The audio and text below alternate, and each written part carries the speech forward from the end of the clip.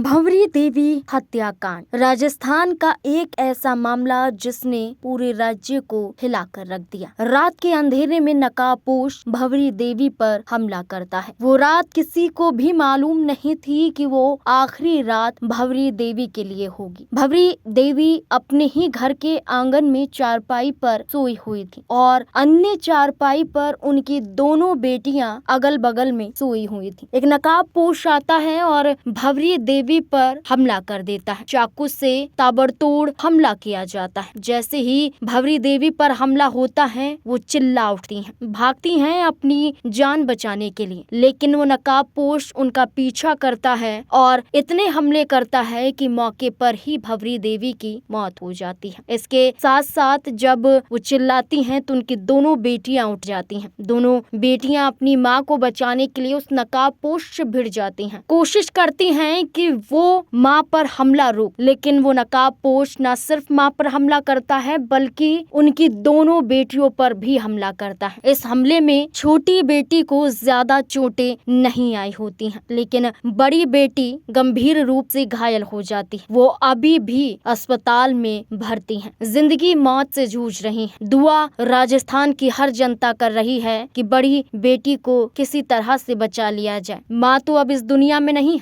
एक बड़ी बेटी अस्पताल में है तो सबसे छोटी बेटी यानी कि दूसरी बेटी इंसाफ के लिए अनशन पर बैठी है। फलोदी जिले में जिस तरह से जंबेश्वर नगर में ये जो चर्चित मामला है भंवरी देवी का, ये इस कदर तूल पकड़ जाता है कि मुख्यमंत्री भजनलाल शर्मा को लेकर भी गंभीर सवाल खड़े किए जाते हैं। उनकी सरकार पर सवाल खड़े किए जाते हैं, पुलिस प्रशासन पर सवाल खड़े किए जाते हैं। यहाँ तक कि ये कहा जाता है कि पुलिस को सूचित किया जाता है, लेकिन मौके पर पुलिस भी नहीं पहुंच पाती है। अनशन पर बैठे हजारों गांव वालों के साथ उनकी छोटी बेटी वहीं मौजूद है और बार बार एक ही मांग करती है कि मेरी माँ को न्याय दो, मेरी माँ के साथ अन्याय हुआ है, उन्हें न्याय मिलना चाहिए। ये तस्वीरें भी आप स्क्रीन पर देख लेंगे जहाँ हाथ में छोटी बेटी के चोट लगी है, यानी कि चाकू से हमला हुआ है और पट्टी बांधे हुए वो अपनी माँ के इंसाफ के लिए सड़कों पर है। अब SIT की टीम भी गठित की गई है। अब तक SIT टीम के जरिए कुछ सामने नहीं आया है। पुलिस प्रशासन के खिलाफ गांव वाले लगातार धरना कर रहे हैं, विरोध कर रहे हैं और सुस्त पुलिसिया कार्यवाही पर सवाल खड़े कर रहा है। लेकिन होशियार होनहार दोनों बेटियों को सलाम किया जाता है, जैसे अपनी माँ पर हमले के बाद वो बिना डरे अपनी माँ को बचाने के लिए आगे आती हैं और पूरी कोशिश करती हैं कि वो अपनी माँ को बचा लें, इस नकाबपोश से बचा लें, लेकिन ऐसा नहीं हो पाता है। ये तक कहा जाता है कि उनके घर के पास सिर्फ जंगल ही जंगल नजर आता है और वो अंधेरी रात और वो कैसे गेट को फांद कर भाग जाता है। किसी को पता भी नहीं चलता है कि वो कैसे दाखिल होता है और चिल्लाने के बाद जब